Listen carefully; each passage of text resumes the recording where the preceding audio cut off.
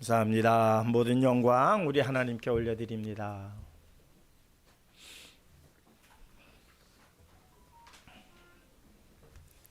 오늘 함께 은혜 나눌 말씀은 요한복음 말씀입니다. 5장 말씀. 요한복음 5장 말씀입니다. 26절에서 29절까지의 말씀입니다.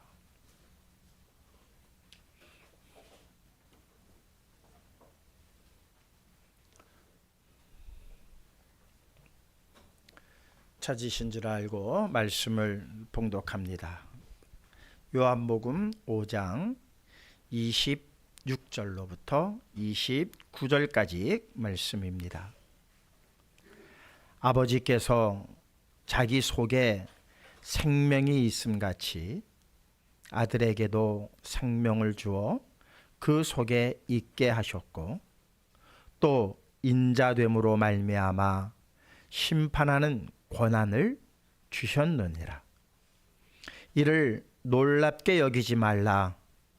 무덤 속에 있는 자가 다 그의 음성을 들을 때가 오나니, 선한 일을 행한 자는 생명의 부활로, 악한 일을 행한 자는 심판의 부활로 나오리라. 아멘. 다시 한번 기도하시겠습니다.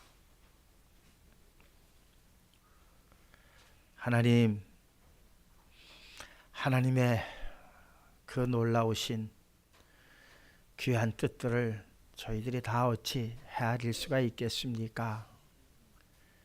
내일 무슨 일이 일어날 수 있는지 저희들은 알 수 없사오나, 하나님께서는 우리를 위하여 좋은 길 예비하여 주신 줄 믿습니다. 당장은 쓰리고 아프지만, 당장은 고통스러운 것처럼 보이지만, 결국 사랑하는 자녀들을 위하여 피로 세우신 길이며 가시로 여신 그 길입니다. 저희 눈앞에 비록 가시가 보이지만, 흘리시는 피가 보이지만, 그 길 뒤에는 생명의 길로 준비하셨음을 오늘 이 시간 다시 한번 저희 심령에 새기는 시간 되게 하여 주시옵소서. 눈에 보이는 현상 때문에 저희들의 마음이 요동치 않게 하여 주시옵소서. 그 일을 이루시는 이가 하나님이심을 보고 저희들 담대한 마음으로 나아가게 하여 주시옵소서. 저러나 흐로나 흔들리지 아니하도록 말씀이 저희의 중심이 되게 하여 주셔서 오직 주님만을 찬양하고 하나님만을 경배하는 마음 잃지 않게 하여 주시옵소서. 세상의 모든 일들이 하나님의 뜻대로 이루어짐을 다시 한번 깨닫게 하시고, 무슨 일이 일어나던 감사하게 하시고, 오직 하나님께만 영광 올려드릴 수 있는 믿음의 장성한 자들만 되게 하여 주시옵소서. 양성수 한수집사 주님 앞에 간절히 기도했습니다. 그 기도의 모든 내용, 저희의 마음의 모든 그 기도입니다. 하나님 들으셨사오니 이루어 주시옵소서. 주디스 성가대 아버지 하나님 앞에 지으신 세계를 찬양 올려드렸습니다. 하나님, 정말 이 아름다운 세상을 보고 위대하신 하나님의 능력을 찬양하며 그 능력 안에 우리 모두가 거하게 하여 주시옵소서. 홀로 영광 받아 주시옵시기만을 원하올 때에 사랑 많으신 예수 그리스도의 이름으로 기도하옵나이다. 아멘.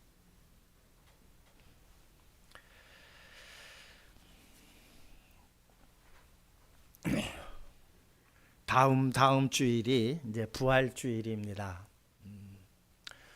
부활이라고 하는 이 명제는 그저 그냥 부활주일 한 주에 이렇게 우리가 들어서 될 일이 아니죠. 기독교의 핵심입니다. 부활이라고 하는 것은 기독교의 핵심이죠. 그래서 이번 주서부터 좀 이렇게 부활에 대해서 좀 더 깊은 말씀을 좀 전해야 되겠다 생각을 해서 이번 주부터 부활에 대해서 함께 은혜를 나누려고 합니다. 부활을 믿으시나요? 그럼요. 여기 앉아 계신데 당연히 아멘 해야죠. 당연히 아멘 해야죠. 그런데 내가 정말 부활을 믿고 있나를 한번 점검을 해봤을 때에 정말 내가 부활을 믿고 있구나 라고 자신할 수 있겠는가라는 질문에는 조금 아멘이라는 소리를 크게 못할 것 같아요. 저 자신도 그래요. 저 자신도. 이게 지금 우리의 현실이에요. 지식적으로는 알아요. 부활. 성도라면 부활을 믿어야죠. 최소한 세례받은 교인들이라면 부활에 대한 확신을 가지고 있어야지요. 그거는 머릿속에 있는 거예요. 이 부활 신앙이 내 삶 속에서 정말 열매를 맺고 있느냐, 꽃을 피우고 있느냐, 이건 또 별개의 문제더라고요. 이 세상에서 가장 상대하기 힘든 사람이 누군 줄 아세요? 말로는 정의를 외치면서 행동은 전혀 엉뚱한 일을 하는 사람들이에요. 이런 사람들은 너무너무 힘들어요. 그래도 정의를 외쳤을 때엔 내가 정의를 행하지 못하기 때문에 뭔가 조금 주저주저하고 하면서 대화가 되어야 되는데 정의를 외쳐요. 정의로 와야 된대요. 그러면서 이 사람은 뒤로 하는 것 보면은 전혀 정의와는 상관없이 살아가요. 이런 사람들과의 대화가 가장 힘들어요. 뭔가 그래도 마음에 미안한 마음이 있어야 되고 꿀리는 마음이 있어야 되고 캥기는 마음이 있어야 되는데 이런 캥기는 마음이 전혀 없는 사람들이 있어요. 누굴까요? 대표적으로 정치인들이 그래요. 정치인들이. 그런데 정치인들만 그러냐 봤더니 그렇지 않더라고요. 교인들 가운데서도, 목사님들 가운데서도 그런 사람들을 많이 봐요. 예수님은 살아계십니다. 하나님은 살아계십니다 해놓고는 하는 행동 보면은 이건 도저히 하나님이 살아계시다라고 외친 자의 행동이라고 볼 수 없는. 그래서 제일 신앙하기가 힘든 사람이 누구냐? 목사님들 가족이 그래요.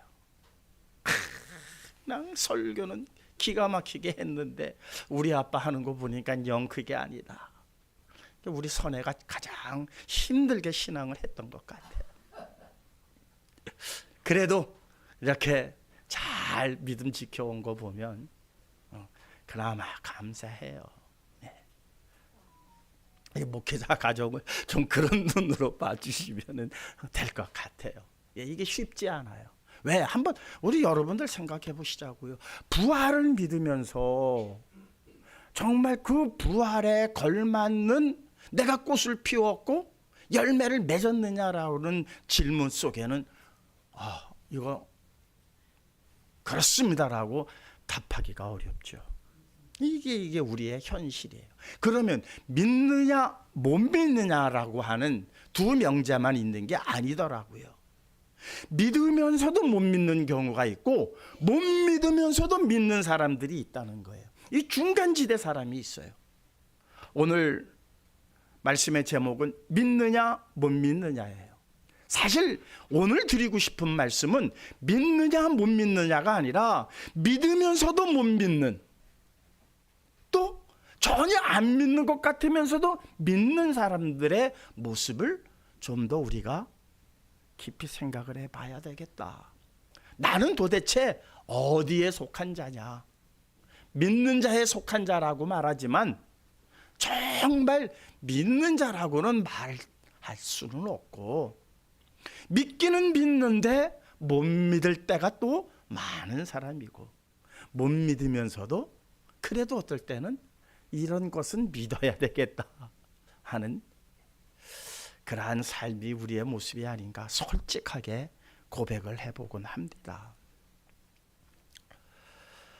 하나님이 계시다라는 것을 증명할 수 있을까요? 네? 증명 못합니다. 하나님이 계시다는 걸 증명할 수가 없어요. 지금 현세에서, 지금 우리가 살아가는 내 현실 속에서 하나님이 살아계십니다라고 증명할 수 있는 것은 아무것도 없어요. 자, 반대로 하나님은 안 계시다 라고 증명할 수 있을까요? 이것 또한 없어요. 없다는 건 크게 대답하시네. 하나님이 계시다라는 걸 증명할 수 있습니까? 할 때는 말을 안 하다가 하나님이 안 계시다라는 걸 증명할 수 있습니까? 그랬더니 없습니다라는 대답은 크게 했습니다. 이게 사실 우리 현실이에요. 이게 현실이에요. 어쨌든 하나님이 계시다는 것도 증명 못하고 하나님이 계시지 않다는 것도 증명을 못해요. 이게 증명이 안 되는 거예요. 증명이 되면 싸울 필요도 없어요. 증명이 되면 하나님이 계시다는 게 증명이 되면 뭐 하면 돼요? 믿으면 돼요. 증명이 되면. 하나님이 안 계시다는 게 증명이 되면 안 믿으면 돼요. 아주 간단해요. 왜 지금 우리가 믿고 못 믿고 믿고 못 믿고 어떨 땐 믿고 어떨 땐 못 믿고 하는 이유가 뭡니까? 증명이 안 되기 때문이에요. 증명만 되면은 아무런 문제가 없어요. 증명이 안 되기 때문에 이 영역은 무슨 영역이냐? 믿음의 영역이라는 거예요. 이게 그래서 믿음의 영역이에요. 증명된 것을 믿는다는 게 뭘 그게 믿는 거예요. 그건 사실일 뿐이에요. 사실을 믿는 게 그게 뭘 믿는 거예요. 믿는다라고 하는 것. 그래서 히브리서는 뭐라고 말해요? 믿음은 보이지 않는 것들에 대한 증거요 그랬단 말이에요. 보이지 않는다. 다시 말하자면 증명되지 않는다. 그런데 그것을 증거하는 것이 믿음이다 그랬어요. 그러니까 사실 우리가 오늘 이 시간 분명하게 해야 돼요. 하나님이 계시다는 것 증명할 수 없어요. 증명할 수 없어요. 또한 안 계시다는 것 증명할 수가 없어요. 그래서 우리는 믿느냐 못 믿느냐에 지금 싸움을 하고 있는 거예요. 그러면은 사랑하는 성도 여러분, 하나님을 믿는 것과 믿지 않는 것의 차이는 어떤 차이가 있을까요?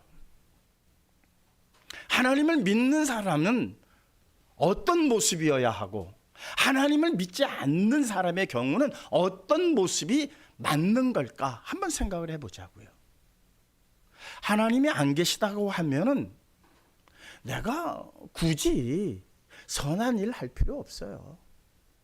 좋은 일 할 필요 없어요.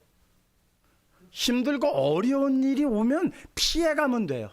굳이 그거를 고난을 내가 자초할 필요도 없고 고난과 맞설 일이 없어요. 피해가는 게 똑똑한 사람이에요. 그렇지 않아요? 피해가는 게 낫지. 그걸 고난을 무엇하러 맞섭니까? 그런데 하나님이 계시다는 것을 믿는 사람은요, 고난과 맞서는 사람들이에요. 피해가질 않아요. 그리고 선한 일을 해야 되겠다라고 하는 뜨거움이 그 안에 있어야 돼요. 왜? 하나님이 살아계시니까. 그런데 이 선한 일 한다는 게 쉬운 일이 아니잖아요. 악한 일을 하는 거는 이거는 식은 죽 먹기예요. 늘 언제든지 할 수 있어요. 그런데 이 선한 일을 한다는 것 쉽지가 않습니다. 선한 일은 왜 하냐? 하나님이 계심을 알기 때문에. 그게 양심이 하나님이 계시다는 걸 알기 때문에 양심상 악한 일을 도모하지 못하는 거예요. 사람은요, 악한 일만 하고 싶어요. 그런데 그것을 자꾸 거부하는 이유는 내 양심이 그래서는 안 된다. 다시 말하자면 하나님이 살아계시다. 하나님이 계시다. 그러니 그래서는 안 된다. 그러니까 그게 얼마나 고통스러운지 몰라요. 그것과 싸워야 돼요. 그래서 그 고통을, 고난을 그냥 헤쳐나가는 게 믿는 자의 모습이에요. 믿지 않으면 필요 없어요. 그거 필요 없어요. 내 하고 싶은 대로 하면 돼요. 내 하고 싶은 대로 살다가 내 하고 싶은 대로 막 누리다가 그냥 끝나면 되는 거예요. 사람들은 죽으면 그냥 끝이다라고 대부분의 사람들은 그렇게 생각합니다. 그런데 하나님이 살아계시다, 하나님이 계시다라는 사실을 어느 정도 인지하거나 믿는 사람들은 아니다, 죽은 후에 뭔가 있다. 그 뭔가가 있다는 것 때문에 우리가 악한 일을 도모할 수가 없게 된다는 거예요. 그런데 악한 일을 전혀 안 하느냐? 그건 아니라는 거예요. 얼마나 때로는 악한 일을 많이 해요. 이게 인간의 본능이거든요. 인간의 본능. 그러니까 믿음이 강하면 강할수록 악한 일을 자꾸 거절하는 거고, 믿음이 약하면 약할수록 때를 따라서는 선한 척 하다가 때를 따라서는 누가 안 보면은 나쁜 일도 좀 슬쩍슬쩍 하는 거예요. 그럼 여러분들은 어느 편에 해당하십니까? 대답하지는 마세요. 그냥 혼자 자문자답을 하세요. 자신에게 물어보세요. 저는 이번 주일을 보내면서 이 자문자답을 했어요. 끊없는 자문자답을 했어요. 그래서 챗GPT하고 대화를 했어요. 내 속마음을 챗GPT한테 한번 계속. 근데 이 챗GPT가 계속 저한테, 내가 딱 그러니까는 계속 나를 질문을 던지게 만들어요. 질문을 던지게 만들어서 그냥 뭐 기계니까 한번 그냥 내 마음을 한번 털어놔 봤어요. 하나님께서는 암만 내가 털어놔도 답을 안 주시잖아요. 근데 챗GPT는요, 답을 탁탁탁 얼마나 빨리 내놓는지 몰라요. 답을 순간에 내놔요. 그냥 그건 정말 재미로 해봤어요. 그러면서 내 자신을 한번 점검. 하나님께 기도를 이렇게 하자. 조금 더 구체적으로. 그러니까 챗GPT가 계속 구체적인 걸 자꾸 나한테 질문하게끔 만들더라고요. 기도는 이렇게 해야 되겠구나.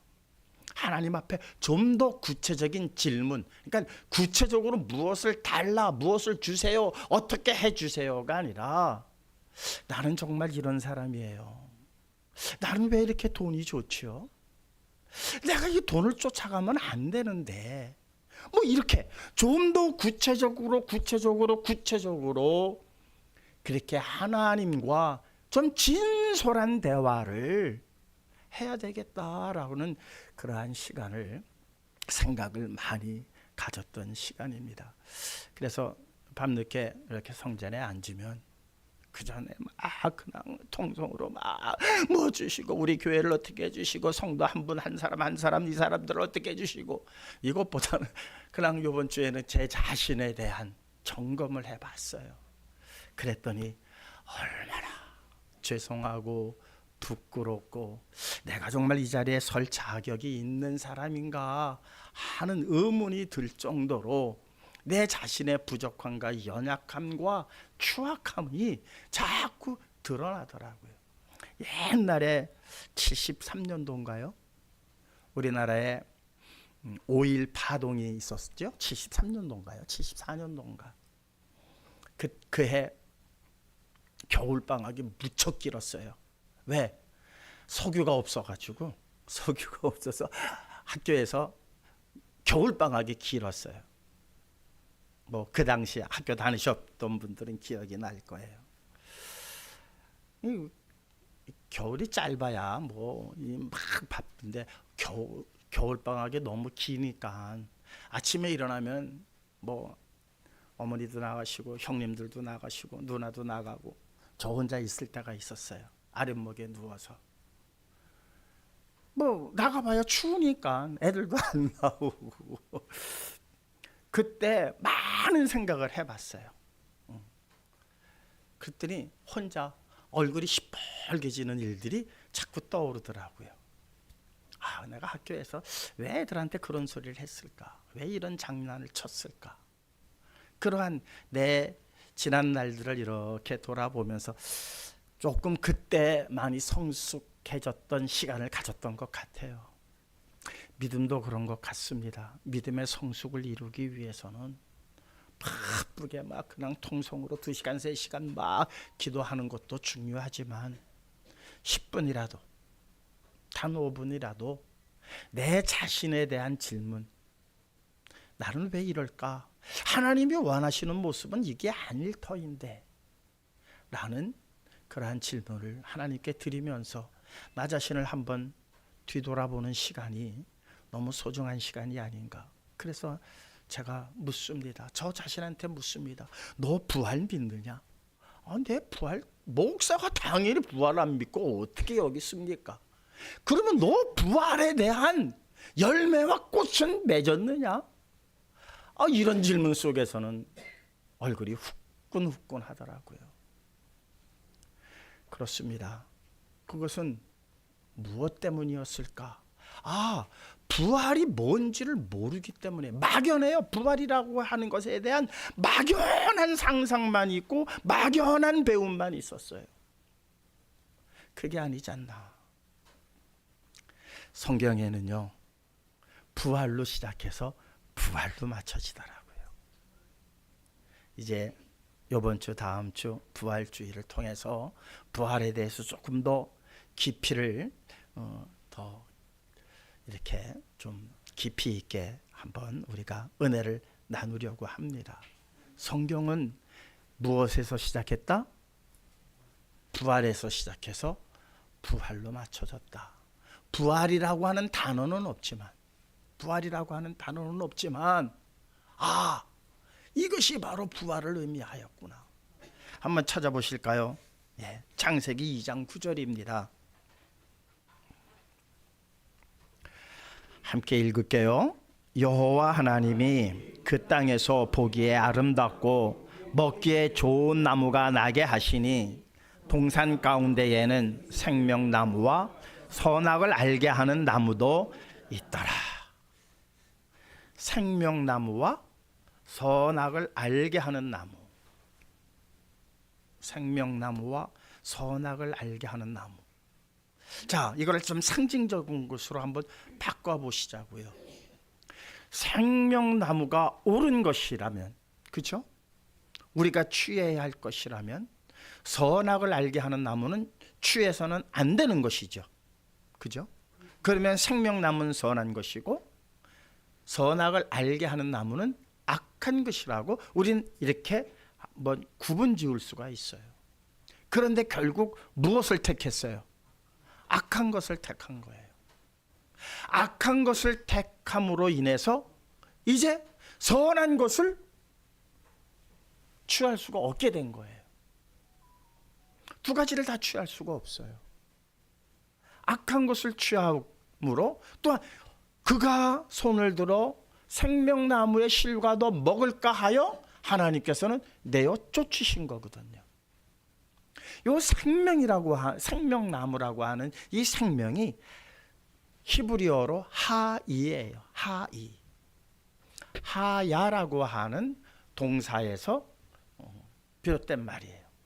요거는 형용사예요. 생명나무. 하이라고 하는 히브리어를 썼어요. 자, 그런데 계시록에 한번 계시록 마지막에 이제 계시록 22장은 마지막 장이에요. 한번 함께 읽겠습니다.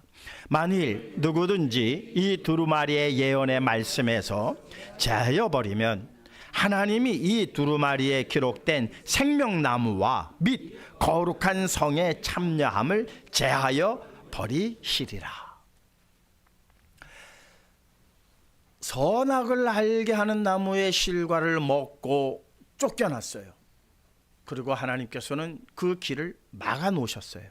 아예 폐하여 버리신 게 아니라 그냥 그 생명나무는 그대로 놔두시고 그 동산은 놔두시고 그 길로 나아가는 길을 막아버리신 거예요.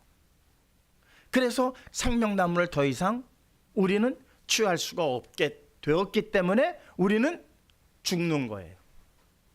이미 그냥 죽음이 당연시 되어진 삶을 살게 된 거예요. 우리는 그냥 그렇게 살아가는 거예요. 그런데 하나님께서는 생명나무로 다시 들어오게끔, 생명나무의 실과를 먹을 수 있게끔 하나님께서 뭔가 조치를 해놓으시는 것이 하나님의 섭리예요.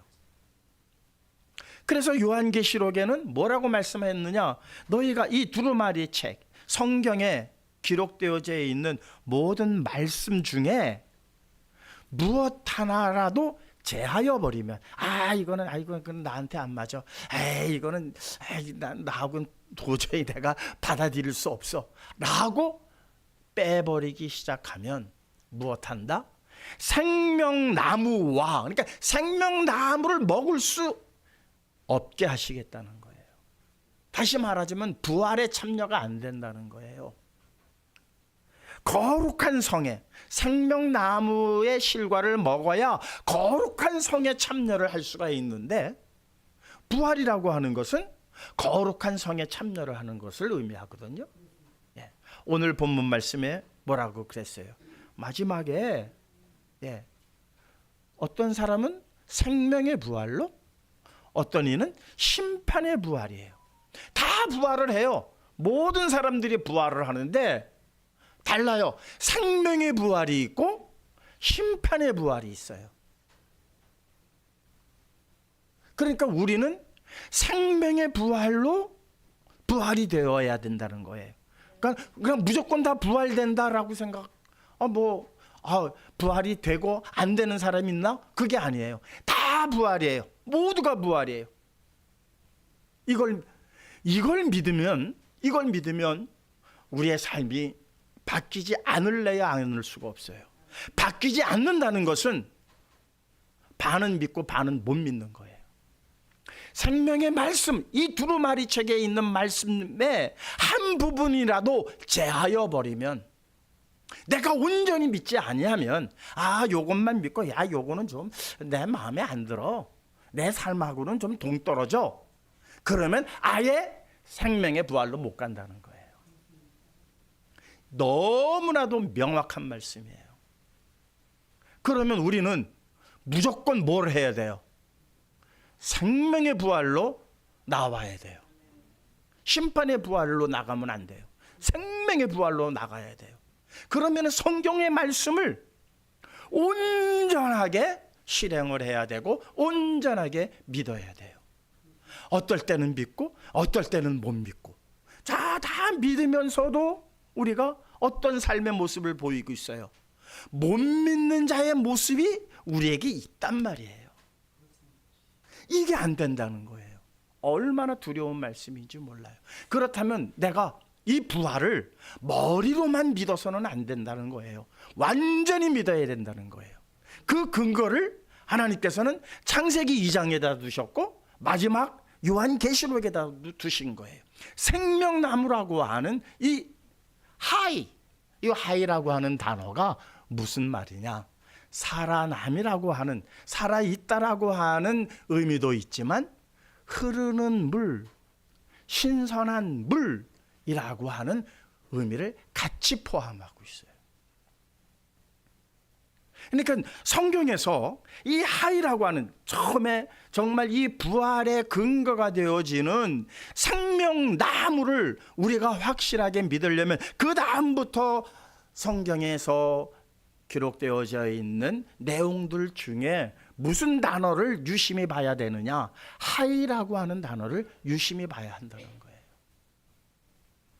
그런데 우리 번역본에는 그것을 다 똑같이 생명으로 기록해 놓지는 않았어요. 왜? 그 하이라고 하는 단어의 의미가 살아있다라고 하는 의미도 있지만 흐르는 물이라고 표현되어져 있기도 했다는 거예요. 그러니까는 그 하이라고 하는 히브리어를 어디에서는 흐르다라고 표현을 해놨어요. 흐르다. 그러면 그 흐르다가 어디에 있는지 한번 찾아봐야 돼요. 무슨 일에 하나님께서는 흐르는 물로 표현을 하셨고 그 흐르는 물이 어떠한 역할을 했는가를 보셔야 한다는 거예요. 그래서 레위기 14장 5절과 6절에 기록되어져 있는 말씀 여러 군데가 있습니다만은 딱 두 군데만 제가 찾아서 우리 성도님들과 함께 읽어보도록 하겠습니다. 제사장은 또 명령하여 그 새 하나는 흐르는 물 위에 질그릇 안에서 잡게 하고 다른 새는 산채로 가져다가 백향목과 홍색 실과 우슬초와 함께 가져다가 흐르는 물 위에서 잡은 새의 피를 찍어. 이게 문둥병 환자가 정결케 되어지는 의식을 행할 때에 문둥병 환자가 깨끗함을 입었어요. 그러면 깨끗해진 의식을 치러야 돼요. 이 문둥병 환자라고 하는 이 문둥병과 사실 우리 지금 죄인들의 모습과 너무나도 성경을 일치시키는 경우가 많거든요. 문둥병의 그 특징이 뭡니까? 몸의 일부분이 썩어도 느끼지 못한다는 거예요. 그러니까 아픔이 없어요. 썩는데 아프질 않아. 그러니까 방치를 하고 있다는 거예요. 자, 우리의 영혼이 죄로 말미암아 썩어 들어가는데 몰라. 이것이 아파야 뭔가 고치려고 하고 뭔가 치료제를 찾아서 할 터인데 그냥 살점이 뚝뚝뚝 떨어져 나가는데도 아픔이 없어, 고통이 없어. 지금 우리 죄의 형태가 그렇다는 거예요. 내가 죄를 짓고 마음에 갇히게 되어서 하나님께 나와 부르짖고 하나님 내가 이런 죄를 졌습니다 라고 해야 되는데 죄를 지었는데 그게 뭐 대수야? 이렇게 돼버리는 거예요. 문둥병자와 지금 우리 살아가는 사람들의 죄성과 너무 비슷한 게 많은 거예요. 그런데 그 문둥병이 정결하게 되었어요. 정결하게 되었을 때 치르는 의식이에요. 어디에다가 씻어라?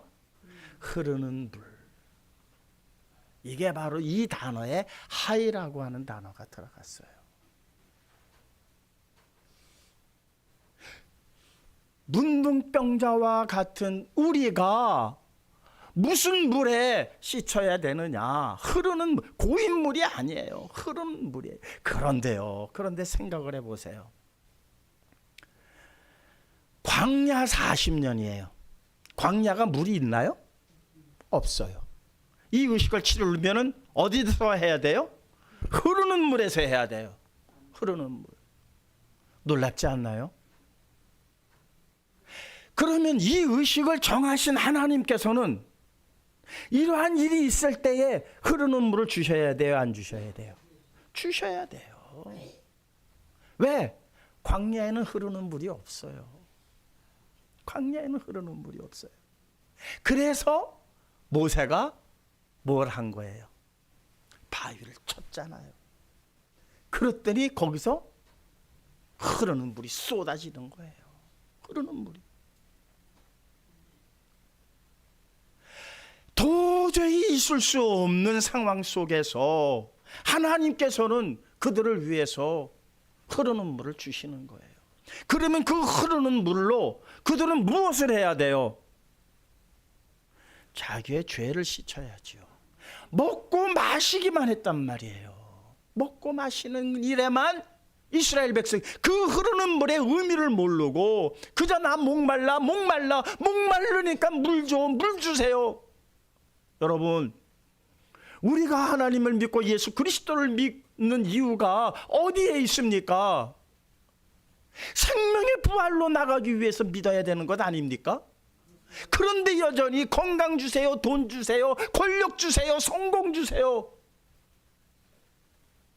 흐르는 물을 주셨는데 우리는 여전히 그 흐르는 물의 의미를 알고 내 죄를 깨닫고 내 죄를 씻어서 정결케 되어지는 일에 그 흐르는 물을 내가 사용을 해야 되는데, 이스라엘 민족이 그저 그냥 목말라 그 물을 마시는 것으로서 만족했던 것처럼 흐르는 물에 우리는 요구하고 채우려고 하는 것이 무엇이었는가 한번 깊이 생각을 해 봐야 한다는 거예요. 너무나도 닮아 있지 않습니까? 민수기 말씀입니다. 19장 17절입니다. 그 부정한 자를 위하여 죄를 깨끗하게 하려고 불사른 재를 가져다가 흐르는 물과 함께 그릇에 담고 그랬어요. 흐르는 물에 부정한 자를 위하여 죄를 깨끗하게 하기 위해서 불사른 재와 함께 흐르는 물에 그릇에 담고 그랬습니다. 여러분, 이 흐르는이라고 하는 단어가 하이라고만 쓰여진 것은 아니에요. 젖과 꿀이 흐르는 할 때는 하이라고 하는 단어를 안 썼어요. 그때는 뭐 갈랄, 야리드, 주부, 특히 젖과 꿀이 흐르는 할 때 그 흐르는 주부라고 하는 히브리어를 썼고요. 물이 강같이 흐르게 그럴 때에는 야리드라고 하는 히브리어를 썼어요. 그러니까 생명하고는 전혀 상관이 없어요. 흐르는 했다고 해서 다 생명하고 연관되어져 있는 건 아니에요. 그냥 일상에 필요한 물, 내가 살아가는데 필요한 어떤 요구 조건, 이런 것들 또한 흐르는이라고 하는 단어와 함께 지금 우리가 번역이 되어져 있습니다. 흐르는이라고 해서 다 생명과 연관되어져 있지는 않다. 근데 우리는 이 흐르는 물 했을 때에 하이라고 하는 생명나무와 연결지은 이 단어에 우리는 주목해야 한다는 거예요. 이 단어는 누구를 가리켰느냐? 예수 그리스도를 가리킨 거예요. 예수 그리스도를 가리킨 거예요. 신약에서 나오는 생명을, 오늘 본문에 나오는, 우리 본문 말씀 한번 보실까요?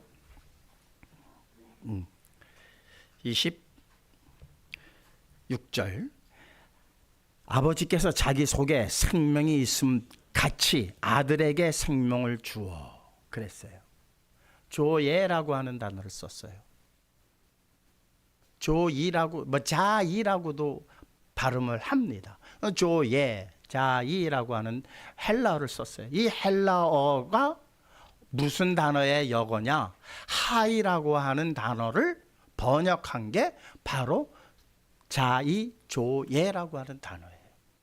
그러니까는 아버지께서 자기 속에 생명이 있음 같이 아들에게도 생명을 주어 그 속에 있게 하셨고, 아들은 무엇을 가지고 와요? 하이를 가지고 와요. 생명나무라는 거예요. 흐르는 물이라는 거예요. 예수 그리스도는 생명나무고 우리의 죄를 정결하게 하시기 위한 흐르는 물이에요. 모세가 그 광야에서 반석을 친 것은, 그래서 거기서 솟아난 물은 누구를 상징한 거예요? 예수 그리스도를 상징한 거란 말이에요. 예수 그리스도를.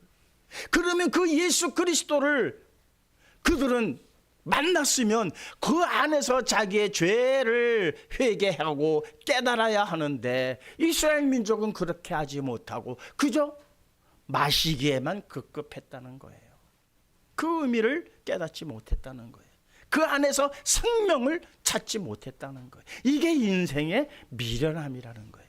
오늘 이 시대를 살아가는 우리들의 모습이기도 하다는 사실입니다. 사랑하는 성도 여러분, 예수 그리스도는 생명나무이십니다. 우리의 죄를 정결케 하시기 위한 흐르는 물이시기도 합니다. 그 안에 우리가 풍덩 빠져야 되고 생명나무를, 그 실과를 우리는 온전히 먹어야 돼요. 그러기 위해서는 내가 이미 내 조상 우리의 원죄가 되어지는 선하게 알게 하는 나무의 실과를 먹음으로 말미암아 우리 몸에는 죽음의 독이 가득해요. 죽음의 독이 가득하다고요. 이 죽음의 독을 빼내는 일이 바로 무슨 작업이냐? 고난이라고 하는 작업이에요. 그것을 몸소 보여주신 거예요. 주님께서 굳이 십자가를 지셔야 할 일 없어요. 굳이 그 골고다의 언덕을 그 십자가를 지고 채찍 맞으며 올라가셔야 할 이유가 없어요. 죄 없으신 분인데, 하나님의 아들이신데, 아니 하나님이신데 그가 어찌 인간 쪼브라기의 그 로마 군사에게 채찍을 맞으셔야 할 이유가 어디 있습니까? 그 언덕을, 그 십자가를 지고 가셔야 할 일이 뭐가 있어요? 너희 몸 안에 있는 그 독의 죄를 빼내기 위해서는 내가 지금 십자가를 짐같이 너희도 져야 된다. 고난이라고 하는 것은 내 몸 안에 있는 이 원죄의 이 독을 빼내는 작업이에요. 부활을 믿는 사람은 고난이 닥칠 때에 피해갈 수가 없어요. 피해갈 필요가 없어요. 왜? 그것이 내게 유익이니까. 그러나 부활을 믿지 않는 사람들은 피해가는 게 당연하지요. 도망가는 게 당연하지요. 그게 똑똑하지요. 그게 지혜롭지요.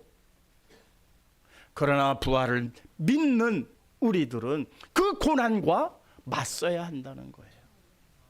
그런데 부활을 믿는 사람들은 절망 속에서도 그 고난과 맞서 싸우면서 생명으로 나가고 영원한 생명에 이르지만, 부활을 믿지 않는 사람들은요, 살아갈 때 그들에게는 희망이 있어요. 와, 그들의 미래가 아름다운 미래가 있어요. 그 아름다운 미래와 그 좋은 희망이 아무리 많다 할지라도 청년이여 꿈을 가져라 해서 청년들이 꿈을 꿔요. 앞으로 난 이런 사람들이 될 거야. 이렇게 살 거야. 큰 위대한 꿈을 꿔도 그 희망 속에서 결국 어둠의 그 죽음의 그림자에 그냥 갇혀버리게 되는 거예요. 부활을 믿지 못하는 사람은요, 희망 가운데서도 그들은 죽음의 그림자에 머물 수뿐이 없지만, 부활을 믿는 사람들은 절망 속에서도, 왜? 고난이라고 하는 게 꼭 우리를 꼭 죽일 것 같거든요. 그래서 사도 바울이 뭐라 그래요? 우리를 꼭 죽음에 던져둔 것 같다라는 표현. 그가 당한 고난이 얼마나 컸던지. 예수님 또한 뭐라고 그러셨어요? 엘리 엘리 라마 사박다니, 아버지여 아버지여 어찌하여 나를 버리시나이까. 이거보다도 절망적인 말이 어디 있습니까? 그 절망의 바닥까지 떨어진다는 거예요. 여러분, 두려워하지 마십시오. 그 고난과 그 절망 속에서 우리는 온전히 부활을 믿게 되어지면 생명의 부활로 나오게 될 것입니다. 여러분, 부활을 믿는 것, 하나님이 살아계심을 믿는 것, 안 믿어도 상관없어요. 왜? 증명이 안 됐으니까 그들에게 뭐라고 말할 수는 없어요. 그러나 삶의 모습은 이렇게 확연히 차이가 날 수뿐이 없다는 거예요. 부활을 믿는 사람만이 선한 것이 왜 필요한 것인지, 내가 왜 선한 일을 위하여 오늘 이 고통을 겪어내야 하는 건지. 부활을 믿지 않는 사람은 고통이 달려가오면 내가 왜 이 고통을 당해야 합니까? 억울합니다. 나는 그런 사람이 아닙니다. 이렇게 호소할 겁니다. 그러나 부활을 믿는 사람들은 거기에 항변하지 않아요. 왜? 이 고난을 통하여 내가 생명의 부활로 나올 것을 믿기 때문이라는 거예요. 이 부활을 온전히 믿으시는 저와 여러분들 되시기를 주님의 이름으로 축원합니다. 그럴 때 우리는 비로소 놀라운 삶의 변화가 일어나게 될 겁니다. 열왕기상 17장 23절입니다. 함께 읽겠습니다.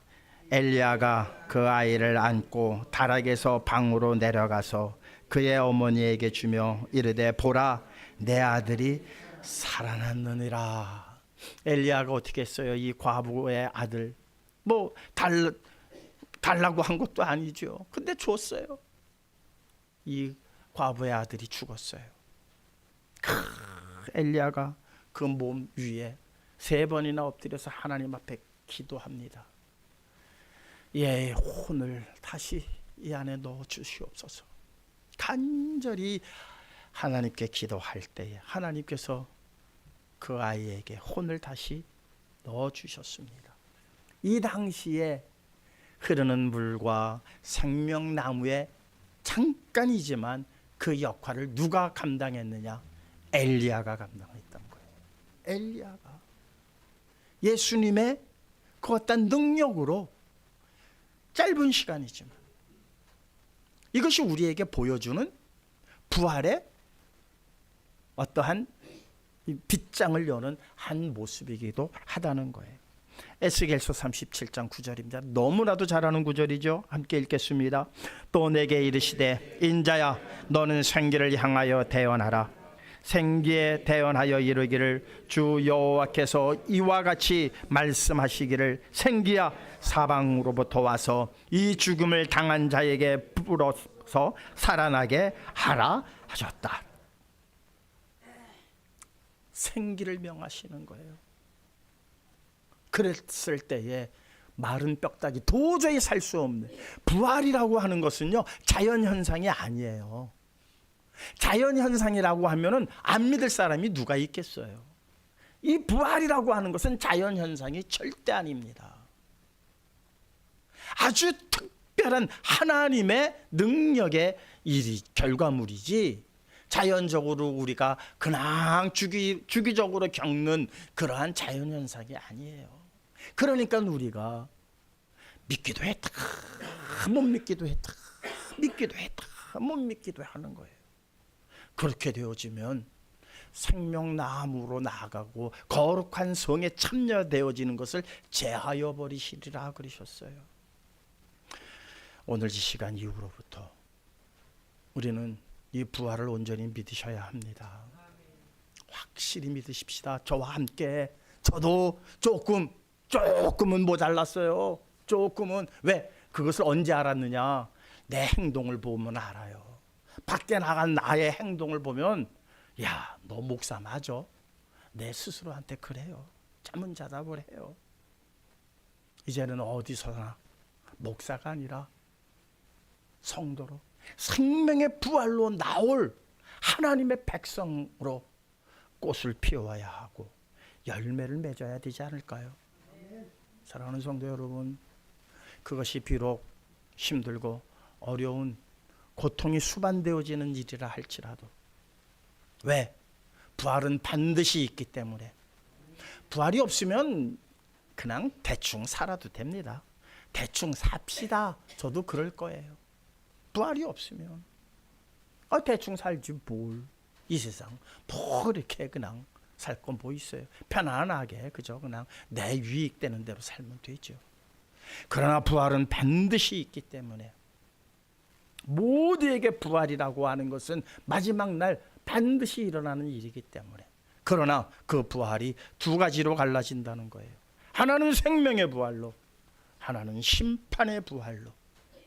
사랑하는 성도 여러분, 부활을 온전히 믿게 되어지면 우리의 삶이 바뀌게 되어질 것이고 생명나무의 실과를 먹을 수 있는 유일한 것은 성경에 기록되어져 있는 온 이 말씀들을 온전히 믿을 만한 건 믿고 믿기 어려운 것은 안 믿는 자들이 아니라 온전히 믿음으로 말미암아 생명의 부활에 모두 참여되어지시는 저와 여러분들 되시기를 주님의 이름으로 축원합니다.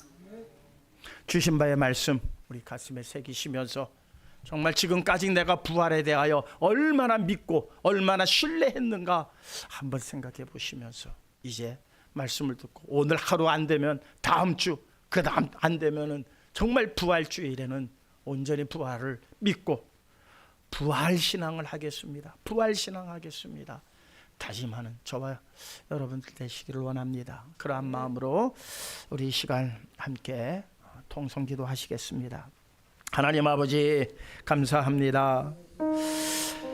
부활에 대하여 우리가 얼마나 믿고 있었는지 점검해 보았습니다.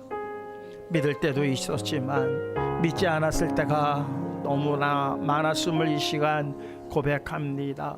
머리로는 믿었지만 마음으로는, 저희의 행동으로는 믿지 않는 바의 모습을 너무나도 자주 드러냈음을 고백합니다. 하나님, 저희의 믿음이 연약하기 때문입니다. 저희의 믿음이 너무나도 부족하기 때문입니다. 겨자씨만한 믿음조차 저희들에게 있지 않았음을 주님 앞에 고백하오니 이제 겨자씨와 같은 믿음 주시어서 아버지 하나님, 그 겨자씨의 믿음이 뿌리를 내리게 하시고 줄기를 틔우게 하시고 열매를 맺어 나아갈 수 있는 우리 모두가 되게 하여 주시옵소서. 사랑하는 우리 주의 성도들 하나님 기억하시고 저들의 이름 하나를 기억하시며 저들의 심령 속에 온전한 부활의 신앙 아버지여 이루어 나아갈 수만 있도록 진리의 영으로 함께하여 주시옵소서. 진리의 성령으로 주님 충만케 하여 주시옵소서. 예수님의 이름으로 기도하옵나이다. 아멘. 171장입니다.